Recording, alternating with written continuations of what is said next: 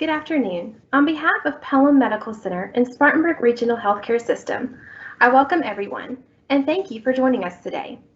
I am Vanessa Vernon, the Interim Nurse Manager of Community Outreach. Our speaker today is Blake Scribner, Sports Performance Coach and Internship Coordinator for the Spartanburg Regional Sports Medicine Institute. He is a graduate of USC Upstate with a degree in Exercise and Sports Sciences. He has extensive experience in athletic development and health and wellness programming. If you have any questions in the upcoming presentation, please type them in the Q&A box, and I will ask them to Blake at the end of the presentation. And now it's time for our presentation, titled Decades of Fitness. We are very pleased to have Blake join us today. Welcome, Blake. I will now turn the presentation over to you. Thank you, Vanessa, and thank you everyone for joining us today. So as Vanessa said, I graduated from USC Upstate in 2009 with a degree in sports and exercise science. I'm certified through the American College of Sports Medicine, USA Weightlifting, and then the International Sports Science Association. I don't spend a lot of time on the biography or anything like that, but in a sense, I've been doing this for over 10 years now, wow, a whole decade. But I've been with Spartanburg Regional pretty much for the last 7 years. I was at Converse College for athletic development, so that's strength and conditioning, if you will. And then before that, I was with the YMCA, and that's what I thought I wanted to do. I was very big in the community and trying to make it like healthy happen together, if you will. And I was lucky enough to get that first position at the YMCA of Greater Spartanburg at the Duncan location.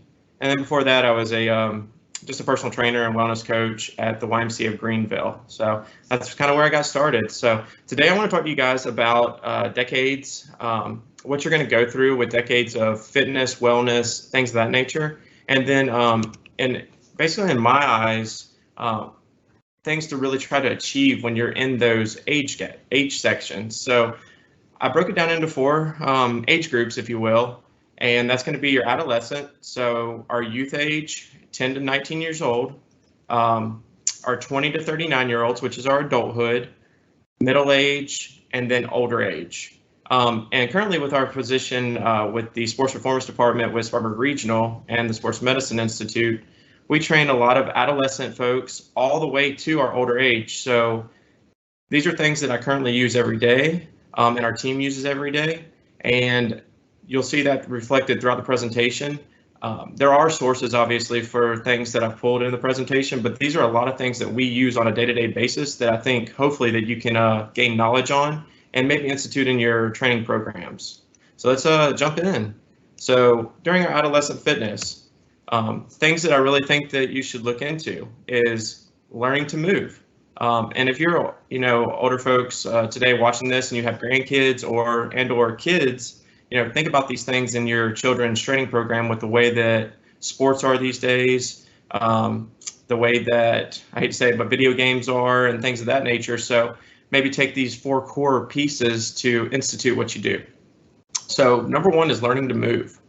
Number 2, we're going to talk about fundamental strength. And 3, embracing a strong core and what core is. And then the biggest and most important is finding a passion in fitness. Or if you will, I like to think of fitness as well as like sports, or even Cub Scouts, whatever it might be, that all can relate to healthy lifestyles. So let's move into moving to learn, or moving often. Wow. So moving well at any age of life is a vital part of staying healthy. So in my opinion, what is learning to move? As it states, it allows your mind and your body to move fluidly together without hesitation. So as you get older, the biggest thing that we have is that we're not confident in how we move. Walking upstairs, sports, whether it be tennis or racquetball or pickleball, whatever you're involved in. So we want to have confidence in the way that we move. Why do we move? Well, we don't want a sedentary lifestyle. And today's youth, that's more common than ever. As I stated, like video games and fast food have become habits and not treats. And the more that we work with the youth, which is about 70% of our population, outside of the time they spend with us, maybe an hour, they're spending twice that amount on video games and or computer games. Our school systems have gone to more of an electronic feature, so we're trying to dive more into that piece of it as well and get them moving. And then how do we move? So walking, running, playing. Biggest piece on that is playing, getting outside, teaching them about the outdoors, whether it's family walks, after dinner, or even to on the weekend, like a hike or something like that. And then learning simple coordination found in sports and running elevates your heart rate. We need to elevate our heart rate throughout the day, even when you're in a normal position. As you get older in life, you should do that, and you should learn these things when you're a child. And then lastly, I always like to put this last, but organized sports. For a lot of kids, that's a big piece of it. In adolescent phase, that's a 10 to 19-year-old, so that's when they're almost starting sports, and then where they're transitioning to collegiate sports. So organized sports is a big piece of society today, and it's a big piece of how people spend their family time. And then outdoor family activities, which is a big piece that's missed because we gather around the TV versus getting out and enjoying, everything in nature. So moving often. And then the next thing is fundamental strength. So it's important to learn these things in the beginning of your life because these progress throughout your life. They change a little bit, and you're going to see that in the presentation, but these are the core movements. So gain strength in your daily movement patterns, which are going to be squatting and lifting. Throughout life, you're always going to have to squat down to pick up things. You're always going to have to lift things off the ground. So learning how to bend and move is more important than anything else. I added progressive push-ups and progressive pull-ups. So in my belief, every child should know how to do a proper push-up to be able to push themselves off the ground, because as you get older, once again, you're going to have to get up and down off the ground. It's very common in your everyday lifestyle. And then once again, pull-ups. Though you're not pulling yourself up to a bar in everyday life, you are pulling on things, door handles, car doors, grabbing stuff off the shelves at the grocery store. So it's all relatable, and it's all can be taught from when you're a young age. So let's kind of move into it. So embracing a strong core. Everybody wants to kind of define core, I think, as abs. Well, in truth, especially from an athletic side of things, and then also general wellness as you get older, core is more important on the back side of your body than it is on the front side of your body, in my opinion. And the reason being is because we have so many large muscle groups. Your back is one of your largest muscle groups, so that should be, training your core. And like I said, the definition here is the core consists of muscles surrounding your trunk. So that's anterior, so front side of your body, and posterior, the back side, including your abdominals, your obliques, which are on the side, your diaphragm, and I'll go into diaphragmatic breathing later in the presentation, pelvic floor, your trunk extensors, hip flexors, and glutes. So one of the huge pieces in that are your glutes. If your glutes do not fire, then that's going to lead to lower back pain. It's also going to lead to inflexibility. So very important to train that. So moving on, how do you engage your core? Well, like I said, many people believe engaging your core means like doing it in the sagittal plane, aka sit-ups. So we want to kind of think outside the box and engage our core muscles in other ways. Diaphragmatic breathing. So like I said, I kind of come from right now from an athletic background. So when you're moving weight, and it relates to everyday life, but when you're moving something off the ground or picking something heavy off the shelf or in the house, learning how to take in a deep diaphragmatic breath, to basically where you expose the chest and you open up as you breathe, that's going to embrace your spine and tighten the muscles to make sure that basically when you go to lift something, everything's in place and holding well. So in our lifting things at my current position with sports performance, we're going to teach kids before they take a bar off the rack or things in that nature, what does that look like? How do you take that deep breath in? How do you hold it as you're going in the eccentric, so the downward phase of a movement, and then using that breath to breathe out as you come up? And then the next thing that you're overlooked of in your core exercises, big one, vertical core. So vertical core is going to be overhead movements. And like I said, this is very relatable to everyday life because you're picking up stuff, you're moving stuff overhead, and it also leads to rotational flexibility, being able to train that. So we see a lot of athletes that might get injured from a normal sport, let's say lacrosse, football, baseball, and they're running really, really fast, and then they try to plant their foot and move. Well, maybe their torso up, they can't rotate very well. Well, that's not good. So we want to make sure that in that vertical core training, we're rotating them and loosening up that spine and that midsection mobility. And then you have your posterior chain, so the back of your body, including your lower back and glutes. That's almost where you want to start your training. It's very simple to do.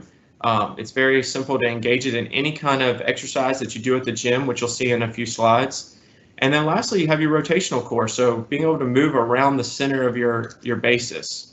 So those are all big pieces you want to add in, and you're going to see once again as we go through this presentation how you change these things as you age, but how they still are the foundational movements that you gain in adolescence that carry you through middle adulthood and older adulthood. And then lastly, it's the last one, but it's the most important. So finding passion in what you do. And this is kind of how I started out with a career in exercise and sports science.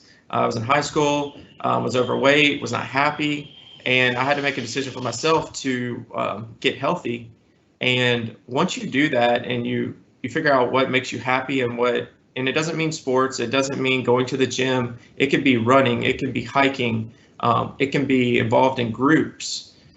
Whatever that is, find that, and then it's better to find it when you're in the younger age because then that makes you change your lifestyle. But if you're in your mid 30s or 40s, it's time and you're trying to make that bridge on how do I become more healthy? Well, the number one is finding passion in something. You're probably hopefully doing a career that you're passionate about and you're making that change in somebody's life or something. So it starts at an early age to kind of find that passion. And also it hopefully will get us away from that sedentary lifestyle, being in front of the TV, the computer, and most importantly, as you see, the phone screen, which all of our kids have phones now. So, all right, well, moving on. I just want to throw out like a little bit of scary adolescent age statistics. 2/3 of our teen population own their own mobile device. And to me, that's almost crazy because growing up, I never had a cell phone until I was probably, I guess, a senior in high school maybe. And at that point, it was a flip phone. So I'm sure some of you guys can relate to that or not even ever having a phone. Surveys show that 91% of teens ages 13 to 17 have reportedly used social media before. Well, to me, 91% have used social media, but I don't have the stats on here, but how many of our kids get on Facebook or that's almost a thing in the past. We'll say TikTok now. That's like the new trend. And they spend hours on there. And then they try to, and it leads to more things. So I'll get on a tangent for a second, but when you're on social media, you're comparing your lifestyle and the things that other people are doing to your current lifestyle. And a lot of times that leads to more things, maybe like depression or anxiety or whatnot. So spending extended periods of time on there, we try not to do that because we're trying to create healthy lifestyles and healthy habits. So 51% of our teens report checking their social media account daily. When I read that, I was almost surprised because I thought it would even be higher than that. So that was almost a positive sign for me. And then the average teen, and this is a really big one, average teen spends 9 hours a day online, not including time with homework. And that's relatable to being at school, being on Chromebooks and things of that nature, because you are on a mobile device. So that, just so you know, that does tie into that. In 2021, the survey, 20% of kids below the age of 18 play video games. The average time spent on video games on a weekday is 49 minutes. So almost an hour just sitting there, on a screen. And once again, not only does what that does to your health, but your eye health as well. Making sure that you're not having to wear glasses earlier in life from that. The average time spent video games on a weekend, 90 minutes. So you're looking at an hour and a half. And that's a big bulk of your time. And that's almost 2 hours, hour and a half out of your 24-hour day, which hopefully we're sleeping 8 hours during that. So, that's taking a big bulk out of your successful day. And then lastly, the CDC reports that only 24% of adolescents, so their ages are 6 to 17, participate in 60 minutes of physical activity a day. And I hate to say that, but that's going to include your school. So that's going to include your physical fitness or physical education, and then possibly any kind of sports that they do on that as well. And 60 minutes out of 24 hours, that's very minimal. And physical fitness and physical activity doesn't mean playing sports or lifting weights or anything like that. It can mean just walking, conversing with friends, finding other activities, dance. So just kind of keep that in the back of your mind. Those are crazy statistics to me. And then here's a little sample of a workout for an adolescent age person. And this is going to be for our general population. So goblet squats, and I try to make this where all these exercises, if you type them in a Google search, you'll be able to find them. And also, like if you have wanted to produce like a home gym or something along those lines, for a couple $100, you can have something very simple to put on the wall or weights to kind of put in the corner. One of the big things in adolescence, once again, is 10 to 19 years old. So we're going to have high school kids in there. But in my eyes, high school kids should still be able to move properly before adding any kind of barbell or things to their workout. So first off, we have goblet squats. That's going to be essentially holding like a dumbbell or kettlebell around the chest area and then squatting with it. Push-ups, a TRX row, which is kind of like a hanging system with a clip on it. Once again, you can Google that. Bridges, and then what we call bird dogs. So bridges are going to work the posterior side of your body as well as your glutes. And then bird dogs is what we call a core stability exercise. So in your youth, instead of sitting down and doing crunches and such, bird dogs and getting the stability piece of your whole body is more important. You also see that I did 4 sets on our main lifts, which are going to be the squats, the pushes, and the pulls. Because they're trying to gain strength. A lot of times you get mixed up in the old saying of 3 sets of 10. Well, you're going to see as we progress through the ages, how the rep schemes change, how the exercises change, things of that nature. But 4 sets, 5 sets is not uncommon for a kid to do. We're trying to build foundational strength. And then lastly, like a sample conditioning workout. Try to make it fun. So hike a trail with friends and family, 30 plus minutes. When you're walking uphill, your heart rate is elevating. Some say that, getting that incline on the treadmill is you're burning more calories in a certain period of time than you are going for a jog. So it's very beneficial from the heart health side of things. Walk, jog in your neighborhood. So if you're starting out, you're trying to get healthy, that's exactly what I did. Sophomore in high school, trying to make that transition in the summer, walked a minute, jogged a minute. And by the end of the summer, I was up to being able to, adding swimming to it, running up to 5 miles. So it does, you just have to start somewhere, but it does work. If you have a gym or you go to a gym, sled walks are amazing. We use these all the time, even for our younger kids. We also use chains as well, and the kids drag those. So pushing a sled that's half your body weight for a total of 100 yards. And then lastly, ride a bike. So, and that doesn't mean go to the gym and ride a recumbent bike or upright bike, just get out on the road. And as funny as it is, like riding a bike as a kid, you're using your core. You have to, use your balance. So it really does work well. All right. Once again, if you guys have questions as we go through this, please put them in the chat box and we'll answer them at the end. And we're going to move on. So the adult age, so 20 to 39, this is a huge age gap. So you're looking at almost 20 years. So how does this transition from being a youth into, making your way into more ways than one adulthood, in the fact of getting maybe your first full-time job, starting a family? A lot of big transitions happen in this time span outside of just fitness. So the number one thing we'll focus on is going to be time management. I think that's where everybody kind of faults is, I don't have time to do it. So how do we relate to that and how do we overcome that? Building strength, big piece, introducing flexibility, which is very overlooked, and then making heart healthy happen. So let's dive in again. Time management, finding time to stay healthy and fit. I had there's a lot of good quotes out there, but basically at the end you'll see time management is life management. And I think that relates to so much of our lives. Outside of working out, that's our career, that's our family time. So you have to make it of importance. Like I said earlier, you're entering that new life phase, starting a career, a family, possibly building a new home, moving in together and getting married. And then all the responsibilities of not only getting that first full-time job, your bills, but then you have maybe the responsibility of a spouse as well, and/or adolescents. And then, not having time. But here's a big piece.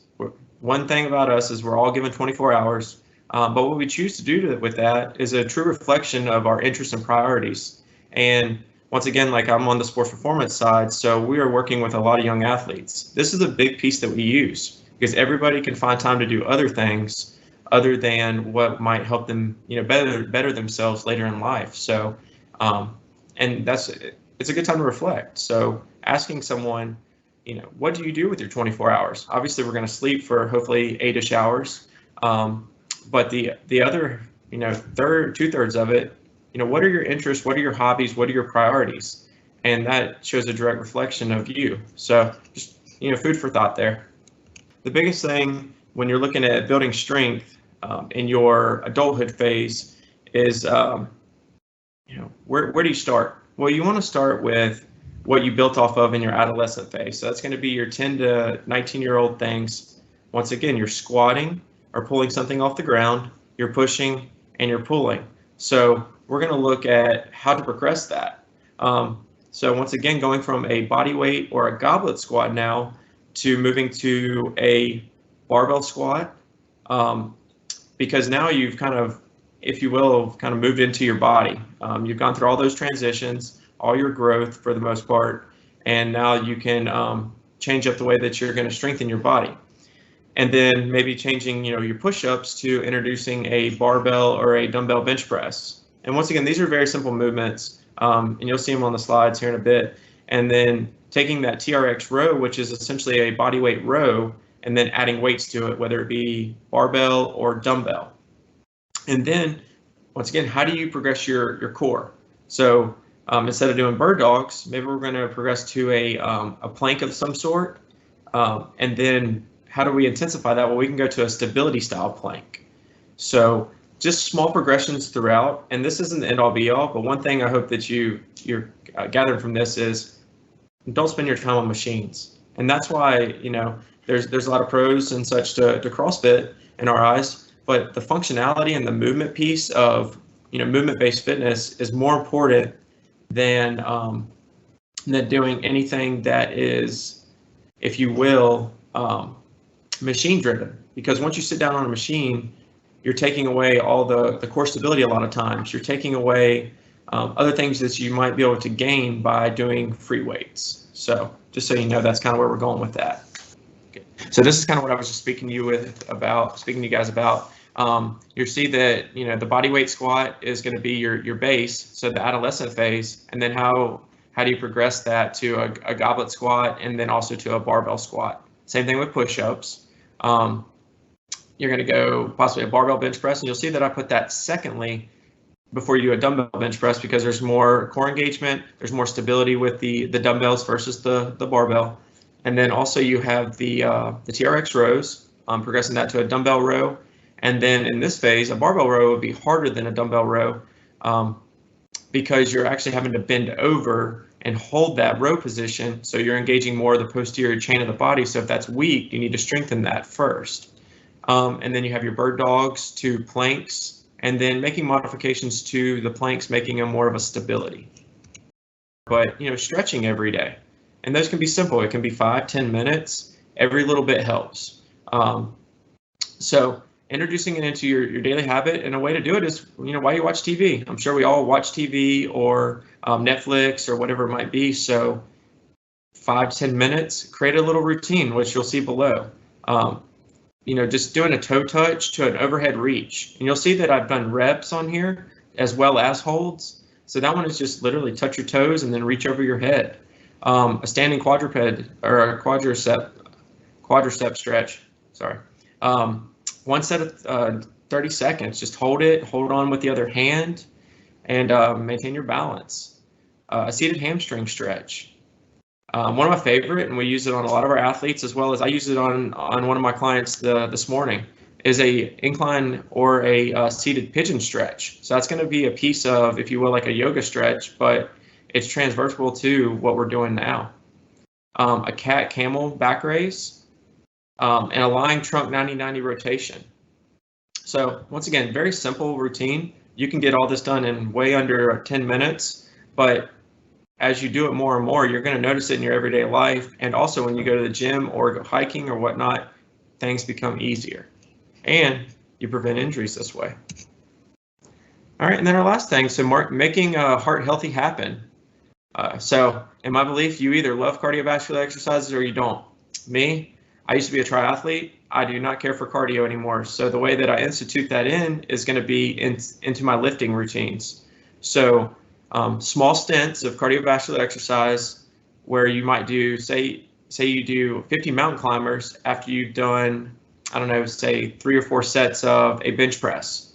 So do your bench press and then hop down on the ground, do 50 mountain climbers, and then move on to your next exercise. And personally, I'd rather do that 5 times throughout a workout than try to go out and run a mile. But once again, I understand that everybody's different. It's just another way of looking at it and another idea. Another way you can do it is if you're at the gym, you could do 4 sets of a dumbbell row on each side, and then you could go hop on the elliptical, the row machine. You could run a quarter mile as quick as you can, whatever it is. Or if you have, the ability to go outdoors really quick, you can do it there too. It's kind of a mix of what we call like HIIT workout. So, but it's a little different. It's a little, if you will, you can make it a little easier than that. So a progression. Another idea is to take less rest in between each exercise that you're doing, so that your heart rate stays higher. And just some outdoor activities and ideas to think about for your heart health at the end of the day is, walk after dinner. So obviously we go home, and if you haven't eaten all day, or you're one of those folks that eats 3 times a day, breakfast, lunch, dinner, and you eat a big dinner, well, one of the best things you can do to kind of stay healthy is to go out and move right after that and not get complacent with sitting in front of the TV or sadly, if you play video games or whatever it might be, become more active more often. And then hiking, so weekend hikes, bike rides, etc. And here's another example of an adult workout. So hopefully at the end you'll kind of see, like I said, you'll see the adolescent workout, and then you'll see an adult workout. So the way I have it set up on here on the left is going to be, say you do barbell squats. Once again, you're doing 4 sets of rows, and then 4 sets of a plank variation. You would do all that in a what we call superset format. So that would be, say, a set of 8 on squats, a set of 10 on your rows, and then 30 seconds of a plank, and then drop down and do 50 mountain climbers, and then do that again. So do your second set, go all the way down, and then do mountain climbers again. Or you can do all 4 sets of each thing and then do 50 mountain climbers if you're getting started in making this little transition of cardio bursts. Next grouping, lunges, dumbbell bench press, and bird dogs. Once again, I just kind of threw in the same thing. This is where you can institute, like I said before, any kind of cardio you'd like. It's usually anywhere between 2 to 5 minutes. Just keep it short and simple. And then half kneeling overhead press for your shoulders, assisted pull-up or pull-ups, and then dead bugs. So you'll see throughout the whole thing there, I've done 3 core stability exercises mixed into my workout. And that's huge. So if we're training a youth athlete, a professional athlete, a normal, just trying to get fit mid-30s folk, we are really working on that core stability. It's always instituted in programs, and I really think that it's one of those things that people miss. They'll do their whole workout, and then at the end they'll say, okay, I'll do, some abs. Well, don't just get down and do crunches like we said before. Do the stability things, because they're going to help you with your other lifts, like your squats, your rows, even down to your bench press. So once again, as you get stronger, that helps you out as well. All right, and then another workout. So barbell squats, dumbbell rows, and back flies, and then do like a bird dog hold. And then do bench press, Bulgarian split squats, and then push-ups. And then do a plank variation. And then do overhead pressing, pull-ups, and a single leg RDL for a little bit of balance thrown in there. That's another sample of a workout. So, one's strength-based, one's cardio-based. So kind of hopefully get your wheels turning a little bit if you're looking for something a little different, maybe. And And you also see under the strength side, 5 sets of 5 on a squat. We're not doing a ton of reps. We're doing 25 in total. Whereas on the cardio side, you're doing 32 reps. So you're doing a lot less reps, but your weight should be higher. All right, well, let's hop into middle age fitness. So you're 40 to 59-year-olds. Once again, this is almost a 20-year age gap or age range. So a lot of different things can happen here. So focal points that when I'm looking at this age group and then training this age group, we're gonna make the small things become a big emphasis. So, and I'll explain what I mean on that in a little bit. Full body strength. So instead of going to the gym and doing or whatever it might be and doing legs one day and then chest the next day, make it where you're incorporating all kinds of activities for your body group in every day. I mean, me personally, I train legs 4 days a week. It's all in how you do it though, but maintaining a strong base is very important. And I think it helps you over the span of your life.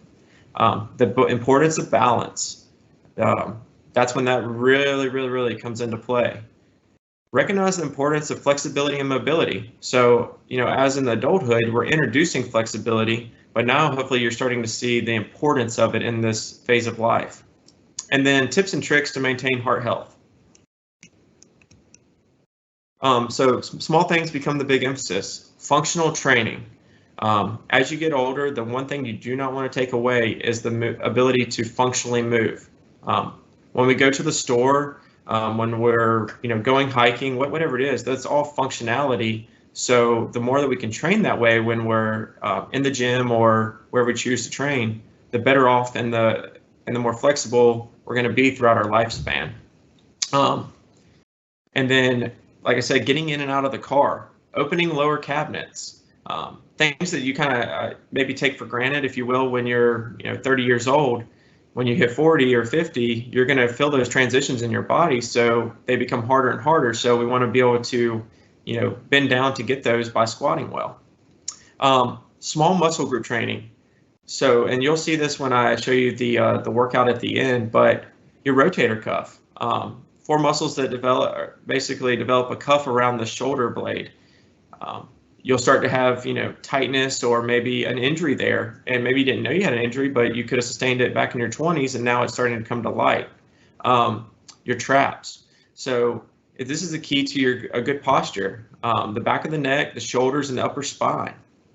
The glutes. To support the muscles of the lower limb movements. And I've said that throughout the whole presentation. That for me, my biggest muscle group to train is your glutes. Your ankle. They absorb the force and help with balance as you walk and run and jog. Hand and forearm, so your grip strength, opening jars, being able to squeeze like a doorknob or whatever it might be. Just little things that you probably overlook and you don't think about. And then another big one, your rhomboids. So basically, they control your upper limb movements and stability of the shoulder girdle and scapula control. So scapula is going to be, in short, your shoulder blades. Once again, these are all very easily Googleable, and you can always, you'll have information at the end, so you can always ask any questions you might have. So full body strength is important to train head to toe more than once weekly. It's still important to lift moderately heavy weight. Instead of doing sets of 15 repetitions, I think it's great to still have those 8 to 12 in there. Modify exercises to stay functionally strong. Avoid sitting on machines, like I said earlier, to provide strength. Staying on your feet helps fight osteoporosis, allows you to burn more calories throughout the day and in your workout. And then here's kind of like a little bit of a sample of a full body workout. So a new exercise, a kettlebell swing. So that's using your whole body to move that kettlebell. Bridges, external rotation, so now we're working on the rotator cuff. And then bird dogs, we're still going to maintain that core stability. And then on the other side, so this is all one workout. Lateral lunges, so instead of doing lunges front to back, well, let's move in a different plane of motion. Dumbbell rows, and then hold that. So we're working the traps, maybe a little bit of engagement in the rhomboids as well. So triggering those muscle groups. Dumbbell overhead pressing, a modified plank, and then a single leg barefoot calf raise. So you'll see this says barefoot. And this kind of goes to, we use these every day. So we train a lot of volleyball kids, a lot of jumping athletes, and we'll do their dynamic warm up for 10 minutes in the beginning, all barefoot. So we're naturally just trying to get their ankles strong. So anything that you can do barefoot, especially with calf raises and such, it helps your ankle health. It helps maintain and strengthen your ankle more than what it is. And then really the biggest piece, so the importance of balance. Once again, this is kind of like, back in your 20s, the importance of flexibility. Well, now it's the importance of balance, and it's maybe overlooked. It's the key factor in leading a healthy and active lifestyle as you age. And it becomes harder due to loss of muscle mass as you age. So how do you counteract the natural loss of balance as you age? Well, number one, you have to train. You have to train your balance. That can be simple as standing on one foot. A lot of people like to use BOSUs or AirX pads, but if you can't stand barefoot on one foot and just hold it for 20, 30 seconds, then you don't need to institute anything harder. Just, like I said, start there. Functional training, so lower limbs and posture. Ankle strengthening, and, where we train, it's going to be bands that we wrap around your ankle, and we work different motions with that. Yoga and Pilates. It's never a bad time to introduce, a yoga class once a week, or follow along on a videotape. They have yoga videos that are 10 minutes long, so it's not like you have to go for a whole 30, 40, 50 minutes. And standing up more frequently in your day. That's big for as we're working adults. So if we're not getting up hourly, at least going to the restroom or, stretching, we need to do that. So think about that and how you can incorporate that into your daily activities while you're at work. And if you're more productive at work, then you're obviously, getting more stuff done, and your higher ups are going to really enjoy that, because then you're getting more stuff done for them possibly, and making the whole company look better. Balance does not have to involve your lower body. So once again, why can't I hold a dumbbell overhead or a kettlebell overhead and do some kind of lunge or movement? It's head to toe. Balance can be controlled by your posture. So how we walk, how we sit, it all starts there. And then examples of below are exercises to help with your balance. Once again, you can find these on Google. Standing on one foot, a barefoot single leg calf raise, standing on a balance pad, a kettlebell swing, because head to toe we're moving our body, a single leg reach out. So for us, that's literally going to be standing on one foot and then reaching our leg behind us and our arm out. And most of the time that would be referred to as a single leg RDL. And then a goblet squat. Recognizing the importance of flexibility and mobility. So once again, when you're in your 20 to 39 age bracket, instituting the beginnings of a flexibility program, well, now hopefully you're seeing the dividends. You're seeing that you can move more functionally. Your joints are more mobile.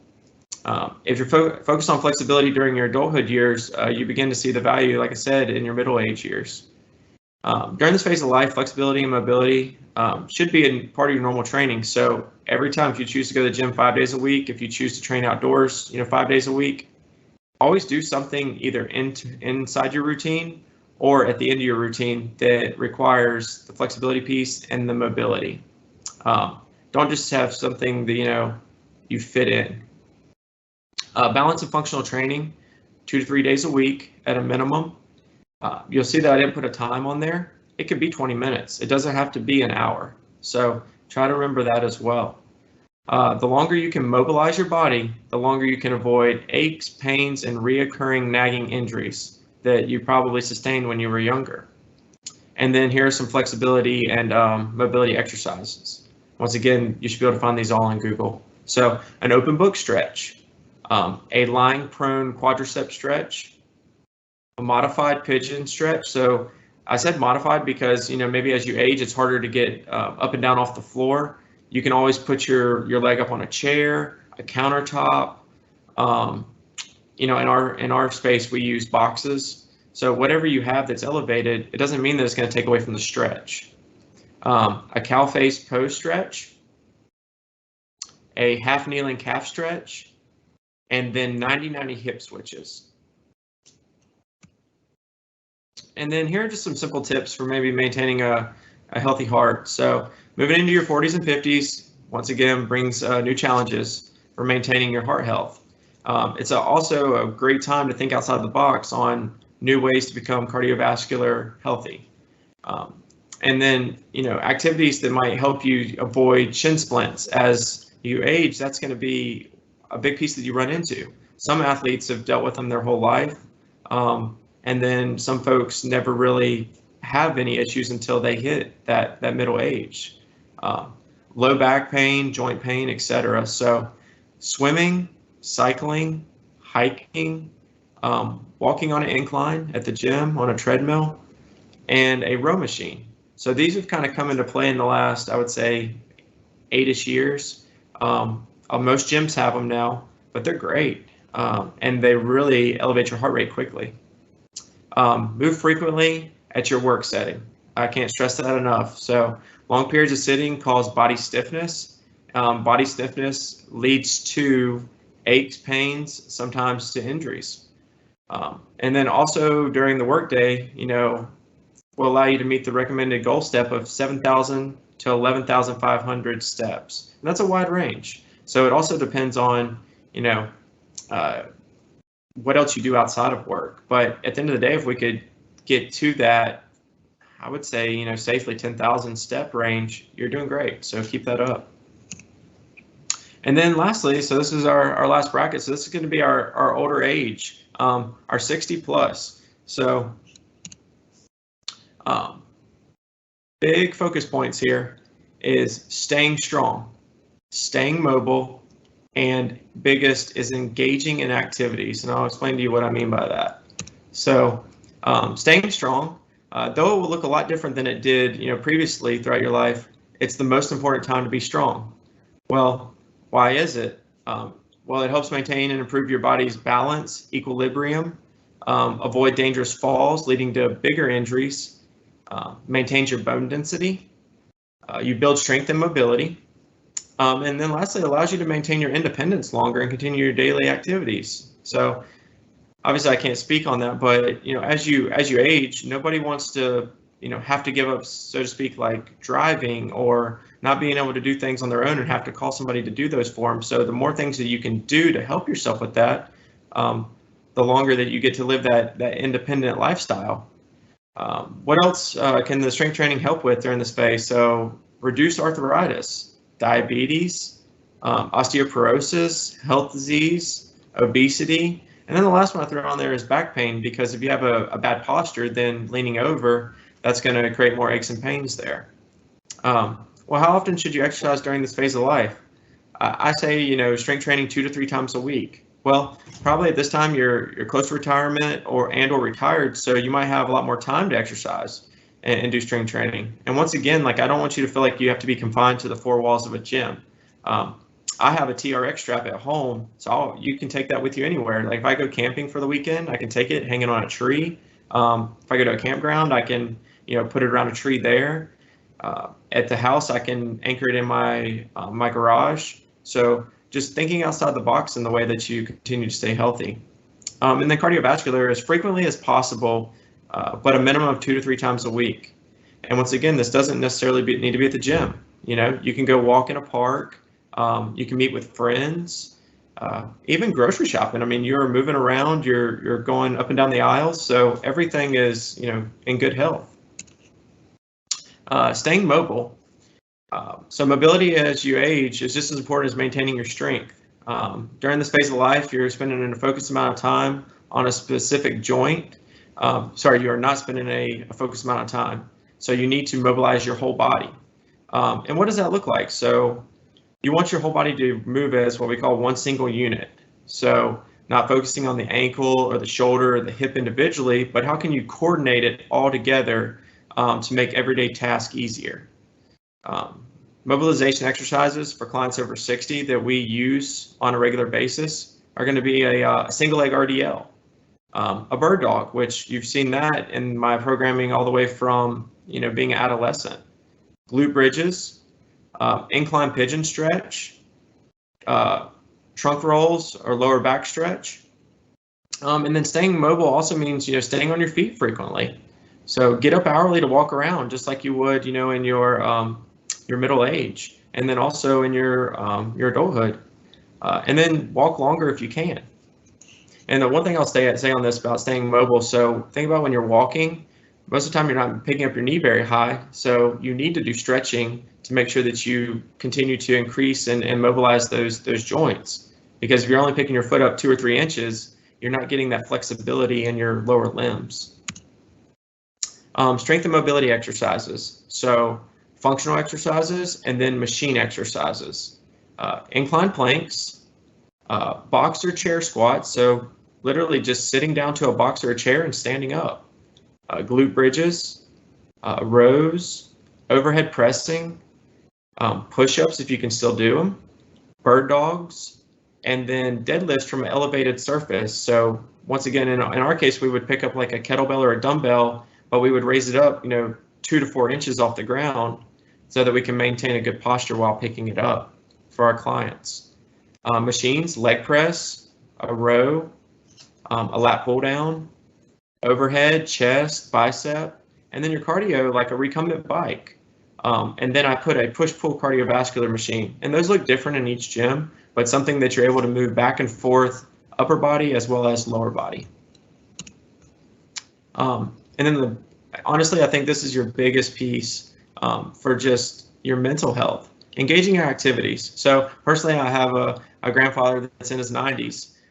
He just stopped, being able to drive not long ago, but he still plays music 2 days a week. So for him, he's able to be engaged in activities. And I think that's obviously prolonged his health and it's prolonged his lifestyles and everything along those lines. So it's one of those things I feel like that can be overlooked in the fitness side of things as you age. And you need to train both socially and mentally. So some of the most youthful senior adults are the ones who stay involved in activities with friends and family and on a regular basis, not monthly, but try to make it weekly. Bridge or card groups, like I said, playing music, crocheting, knitting, traveling, and then taking classes, cooking classes if you can still do everything, art classes, music classes, just, engaging your mind and your body. So last thing is just kind of tips to consider as you age or at any age. So number one is hydrate. Drinking, a half to 1 ounce of water per body weight. Avoid drinking your calories. So what I mean, soft drinks. Something that's very simple, but stay away from that. Goals. So set fitness goals and then take action to accomplish them. Kind of like I said before, you have 24 hours in a day. So, where are you mentally? Where do you really want to be with your goals? And it'll show. Accountability. Find a workout group or a partner to help make exercising easier and fun. And that's one of those things that once you do that, if you try not to do it on your own, you'll be more successful, I think, starting. And then you can kind of branch off if you want to go on your own. But that first phase of getting started and that accountability, it's easier with a group. Mindset. So avoid viewing exercise as something you must do, but view it as something that you have the ability to do. Remember, as you age, there's a lot of things that you might not be able to do that you used to be able to do. And then vice versa, there's things older in life that you've learned, so you want to be able to continue and grow on that. So always know that it's something you have the ability to do, not something you have to do. And it really does help looking at it that way. And then never compare your fitness journey to someone else's. Write down like your own things that you want to accomplish and then go and accomplish it.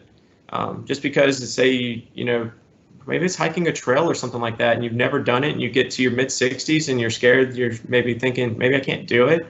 But I guarantee you, if you want to do it and you mentally focus in on it, you can do it. And never kind of cross something off the list thinking you can't do it. Make a point to include your training to be able to do that. And that's all I have for you guys today. So as you see below, if you ever want to see our facility and what we do with the Sports Medicine Institute, that's our number, 864-560-5700. And I'll kind of leave it at that, and any questions that we might have, I'd like to take them at this point. Thank you, Blake, for a wonderful presentation. We do have a few questions for you. Our first question is, I'm not a kid anymore, but would like to work on my core. Is there one particular exercise that would be most helpful? So absolutely. So kind of back in that adolescent phase, that 10 to 19-year-old, core stability. So bird dogs, planks, if you will, like posterior chain of the body, and engaging everything from head to toe is more important than doing abs or crunches. So I would really, hone in on the bird dogs and the planks. Sounds like a great plan. Our second question is, you mentioned many different exercises that I've never heard of. How can I learn what they are and how to do them right? Absolutely. So a lot of new exercises, but like I said, we want to make some that are pretty much all that you could put in a Google search and you could find. I tried to keep them very simple and not add complexity to them until you got a little older in age, but everything you see on there you can find on Google. And if you can't, once again, feel free to get my email or the phone number, and I'll happy to guide you in any way that I can. And we'll be sure to send your email out to the participants today. Another question we have is that you mentioned equipment like kettlebells. I plan to start exercising at home, but don't have a lot of money to invest in equipment. What are the basics that you suggest I get to add to my home gym? Absolutely. So I always lean more towards a kettlebell than doing dumbbells, and the reason being is because you can press a kettlebell and pull a kettlebell, but you can also swing it like you saw with the kettlebell swing. So you can get a lot more movements out of a kettlebell for the same amount of price, maybe even cheaper, depending. So in a home gym, I would definitely lean towards a kettlebell or two of some sort. What we call mini bands. So you can purchase those at probably Academy or Dick's Sporting Goods, and you can do your glute bridges with them, a lot of different exercises. And then lastly, investing in something like a TRX strap that might not have that same name. Like mine at home, I think I bought it on Amazon for $35 or $40, works the same. And it's just what we call like a strap system. But if you added all that together, you would probably be under $100, and you would be able to do all of your movements that you need to. That sounds very affordable. Thank you, Blake. For our last question today, I'm in my 60s and I've never enjoyed exercising. It just seems overwhelming to jump in. So where should I start? So that's a great question. So you're in your 60s. First thing I would say is, find friends or accountability group. So you're making that transition, and they might be as well. If that works out for you, then meeting at the park, going on a walk. Start simply. Don't go and say, all right, we need to join the gym. This is how we're going to make that lifestyle change. Like I said, start outside of the four walls of the gym. And if you can do that, then it means it's going to be a lot easier probably for you to go to the gym later and make more changes. And then lastly, like if you don't have an accountability group, then find something that you really enjoy doing that you might not have done in years. Go visit a park that's not near here. Start with something small that really engages your mind, but that you can also get physical activity with, the zoo, whatever it might be. But start there and then say, okay, I got out of the house today. Let's do this every week. And then, after a month, maybe incorporate another day in of just getting out and doing something simple. That sounds like a great way to start out. Well, thank you, Blake. That's all the time we have for today, but thank you for your time and your expertise today. To our community, thank you for joining us today. We hope that today's presentation has inspired you to prioritize fitness throughout your life. For future monthly virtual events, please check out the listings on our website, spartanburgregional.com/events. We hope you have a happy, healthy day.